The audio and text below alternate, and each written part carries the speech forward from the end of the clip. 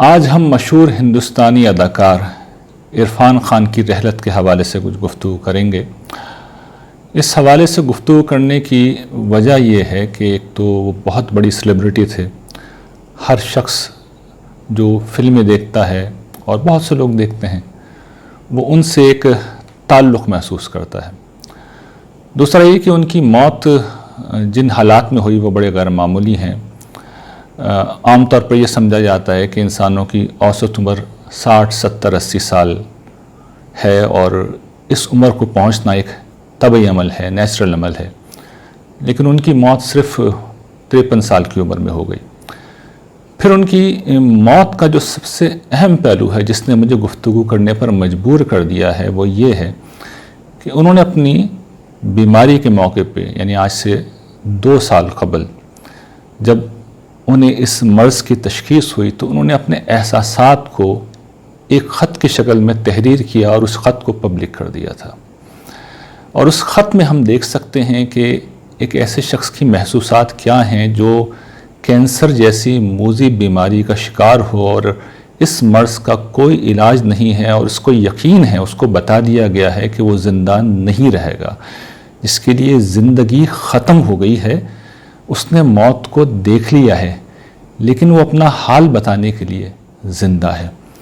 موت ایک ایسی چیز ہے جس کا حال کوئی دوسرے کو نہیں بتا سکتا۔ ہم اپنے بچوں کو بتا سکتے ہیں اپنی شادی کے تجربات، اپنے کاروبار کے تجربات، اپنی تعلیم کے تجربات۔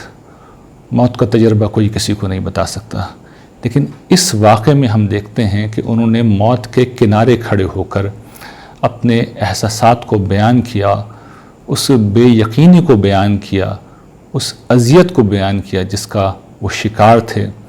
کس طرح انہوں نے اپنے بارے میں لکھا ہے کہ میں گویا کہ ٹرین میں بیٹھ کے اپنی منزل کی طرف جا رہا تھا اور اچانک مجھے پیچھے سے گارڈ نے کندھے پہ ہاتھ رکھ کے کہا کہ آپ کی منزل آ گئی ہے، آپ اتر جائیں۔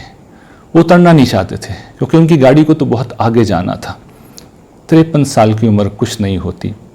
انہیں انڈسٹری میں بہت کام کرنا تھا، بڑے ایوارڈز لینے تھے، بچوں کی شادیاں کرنی تھیں، بہت کچھ کرنا تھا، لیکن اچانک موت نے دستک دی۔ گارڈ نے ان کے کندھے پہ ہاتھ رکھا اور انہیں گاڑی چھوڑ کر اترنا پڑا۔ تو یہ جو چیز ہے اس میں میرے اور آپ کے لیے بڑا سبق ہے۔ دیکھیے، یہ دن جو عرفان خان پہ آیا ہے وہ مجھ پر اور آپ پر بھی آنا ہے، جلد یا بدیر، آج یا کل، اس برس، 10 برس بعد، 20 برس بعد، 30 برس بعد یا اگلی صدی میں، ہم میں سے ہر شخص کو مرنا ہے، لیکن ہم اس حقیقت کو بھول کر جیتے ہیں۔ اور ایسے میں ایک روز جب موت کا فرشتہ دستک دیتا ہے تو ہم میں سے ہر شخص کی کیفیت وہی ہو جاتی ہے جو عرفان خان کی ہو گئی تھی، اور انہوں نے اپنی کیفیت کو ہم تک منتقل کر دیا۔ یہ اللہ کی ایک مہربانی ہے کہ ہم اپنی موت کی تیاری کر سکتے ہیں کہ جب ہماری موت آئے تو ہم اس کیفیت سے دوچار نہ ہوں۔ دیکھیے، ہمارے پاس ایک بہت بڑا نور ہے، بہت بڑی روشنی ہے، اور وہ قرآن مجید کی روشنی ہے، وہ رسول اللہ صلی اللہ علیہ وسلم کی لائی ہوئی تعلیمات ہیں۔ یہ ایسی روشنی ہے جو ہمیں بتاتی ہیں کہ قبر کے اندھیرے کے دوسری طرف ایک پوری دنیا ہے، جنت کی ابدی بادشاہی ہے، خداوند دو عالم سے ملاقات ہے، اس کے فرشتے موجود ہوں گے ہمارا استقبال کرنے کے لیے۔ شرط یہ ہے کہ ہم ایمان کی راہ اختیار کریں، خدا کو سب سے بڑھ کر چاہیں، تنہا اسی کی پرستش کریں، اس سے ملاقات کا یقین کریں، اس کے رسول کی اطاعت کو اپنی زندگی بنا لیں صلی اللہ علیہ وسلم۔ اور پھر اخلاق عالیہ، قرآن مجید ان کو بیان کرتا ہے، رسول اللہ صلی اللہ علیہ وسلم کی یہی زندگی ہے، اعلیٰ ترین اخلاق، خدا کے حقوق پورے کریں، بندوں کے حقوق پورے کریں، ماں باپ، رشتہ دار، غریبوں، یتیموں، سب کا حق دیں، بدکاری سے بچیں، کوئی غلطی ہو جائے تو معافی مانگ لیں، توبہ کریں، رجوع کریں۔ ہمارا رب بہت کریم ہے، وہ بہت معاف کرنے والا ہے۔ تو یہ وہ روشنی ہے، اس روشنی کے ساتھ جب ہماری موت آئے گی تو ہم ہنس رہے ہوں گے، ہم خوش ہو رہے ہوں گے، تو یہ بات کتنی اہم ہوگی کہ ہمارے آگے جنت ہے، ادھر ہمارا دم نکلے گا، ادھر فرشتے ہمیں لیں گے، ہاتھوں ہاتھ لیں گے، ہمارا استقبال کریں گے، لوگ رو رہے ہوں گے، ہم ہنس رہے ہوں گے، ہم پرسکون ہوں گے، ہم اپنے رب کے حضور پیش کیے جائیں گے، جنت کی ابدی بادشاہی میں ہم بسائے جائیں گے۔ تو یہ تو خوشی کا مقام ہوگا، ہماری کیفیت وہ نہیں ہوگی جو عرفان خان کی ہوئی۔ لیکن کچھ مسئلے ہیں جن میں سے بیشتر مسئلے قرآن مجید نے بیان کیے ہیں، لیکن ہم اس پر توجہ نہیں کرتے۔ میں چاہوں گا کہ مختصراً بہت اختصار کے ساتھ ان مسئلوں کو یہاں بیان کر دوں۔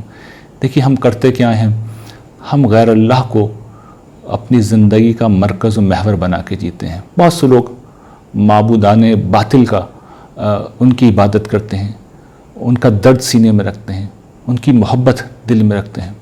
نہیں، یہ غلط ہے۔ خدا کی محبت کرنی ہے، اسی کی عبادت کرنی ہے۔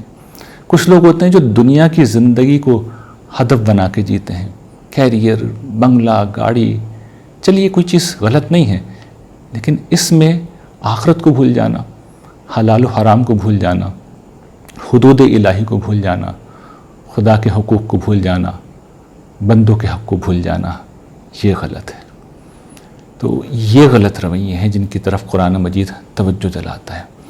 اچھا، یہ رویے تو عام لوگوں کے ہیں، ہمارے جیسے مذہبی لوگوں کے بھی بڑے بعض غلط رویے ہوتے ہیں۔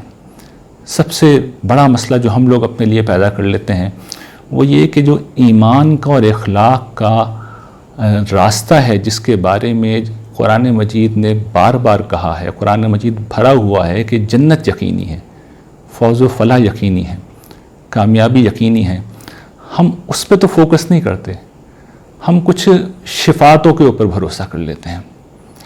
اچھا، میں مثال دے کے سمجھاتا ہوں۔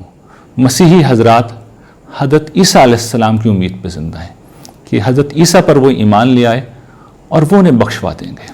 ایسا کچھ نہیں ہونے جا رہا ہے، ایسا کچھ نہیں ہونے جا رہا۔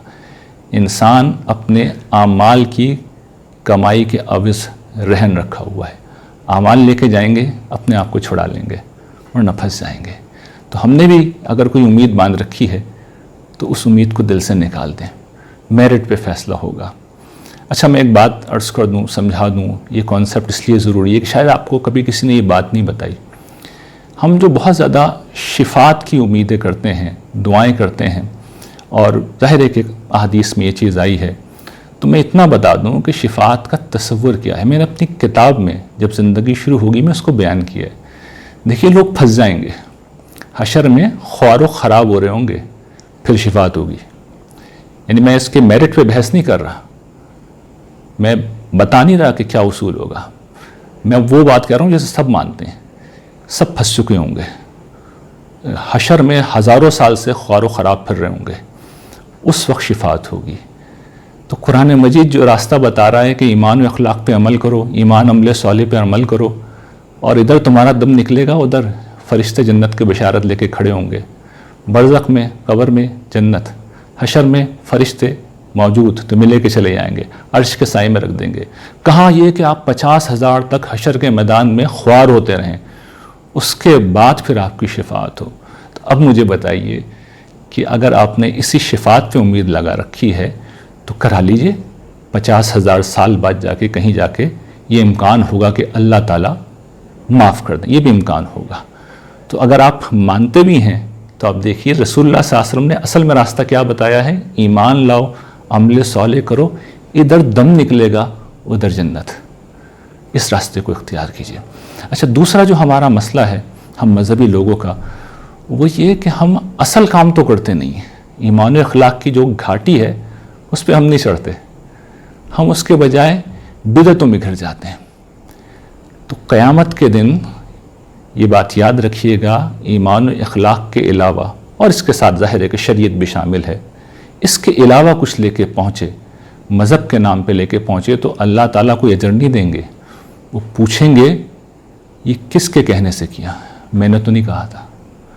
تو قیامت کے دن مجھے اور آپ کو یہ بتانا ہوگا، پروردگار یہ کام کیا تھا نا، تو یہ قرآن میں اس جگہ لکھا ہوا تھا، یہ بتانا ہوگا، ورنہ ہمارے مذہبی اعمال بھی ہمارے گلے پڑ جائیں گے، یہ بات یاد رکھیے گا۔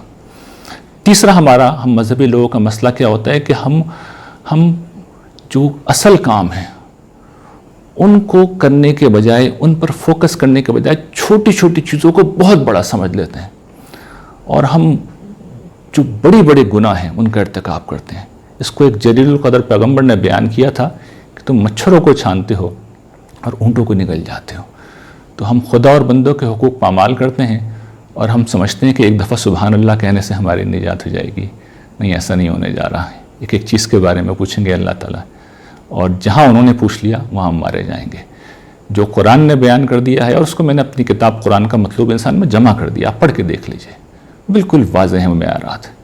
اگر وہ نہیں ہیں تو پھر کچھ اور کام نہیں آ سکتا۔ اور سب سے آخری چیز وہ یہ کہ ہم ان چھوٹی چھوٹی چیزوں کو دین بناتے ہیں، اور پھر مذہبی لوگوں کا مسئلہ یہ ہے کہ وہ ایک دوسرے کو کافر کہتے ہیں، ایک دوسرے کے خلاف مہمیں چلاتے ہیں، اخلاقی طور پر وہ کوشش کرتے ہیں کہ ان سے کسی اچھی بات کا صدور نہ ہو، ان سے اخلاقی گفتگو نہ ہو۔ آپ جہاں کسی مذہبی آدمی کو سنیں گے، میں سب کی بات نہیں کر رہا، بہت سے اعلیٰ لوگ بھی ہیں، لیکن ایک بڑی تعداد کی تربیت اس طرح ہوئی ہوئی ہے کہ منہ سے جھاگ نکلتا ہے اور غصے کے مارے ان کی حالت خراب ہوتی ہے، قہر و غضب ہے۔ کیوں؟ اس لیے کہ دوسروں کو کافر سمجھتے ہیں، دوسروں کو گمراہ سمجھتے ہیں۔ ہم میں سے کوئی پیغمبر نہیں ہے، ہم فیصلہ نہیں کر سکتے۔ جس بات کو صحیح سمجھتے ہیں بہت ادب سے دوسروں کو سمجھا دیں، فیصلہ نہ کریں کبھی بھی۔ تو یہ وہ چند موٹی موٹی باتیں ہیں، یہ اس راہ کی خطرناک چیزیں ہیں جن کی میں نے نشاندہی کر لی ہے۔ تو اگر یہ بات واضح ہوئی تو میں سمجھتا ہوں کہ اس گفتگو کا یہ حاصل ہوگا کہ اصل راستہ ایمان کا ہے، اخلاق کا ہے، اور جو شریعت کے احکام ہم سے متعلق ہیں ان کو ادا کیجئے۔ خدا کی رحمتیں میری اور آپ کی انشاءاللہ منتظر ہوں گی۔ وآخر دعوانا ان الحمدللہ رب العالمین۔